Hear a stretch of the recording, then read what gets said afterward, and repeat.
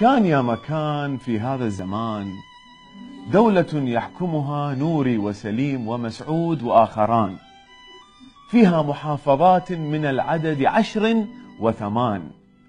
كانوا طوال 100 عام السابقة يعيشون سوية بأمان ويتلاطمون في أحيان. وبعد فترة أراد مسعود بناء أخدود بينه وبين أشقائه رافضا كل العقود. صاح بناسه: إنني على استقرار محافظاتي محسود، إنهم يريدون أخذ المحصود ولا يعطوننا النقود، فهذا يعني أنني مطرود، سأنفصل عنهم ولن أعود حتى لو طلع بهم الدود. انتفض الآخرين رفضا للانفصال، فكيف يقبلوا خروج ربع المال فضلا عن القيل والقال. صاح نوري: لن أسمح بهذا البوري، لا أنا ولا الإيراني ولا التركي ولا الأمريكي ولا السوري، ولا ننسى أيضا عتاب الدوري، فهذا البلد نظامه جمهوري وشعبه يشرب من رأس القوري ويعشق النظر إلى الزرور.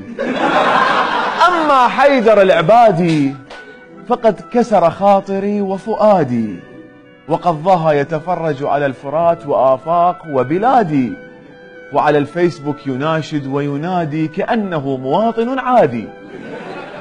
أما أبو مهدي المهندس فقرر أن يعادي هو وقيس وهادي. أما من ستؤخذ أرضهم فانقسموا إلى 3 آراء كعادتهم في حل القضايا والأشياء، دائما يأخذون الأمور من وراء، وهذا كان إيحاء واضح كالشمس في كبد السماء.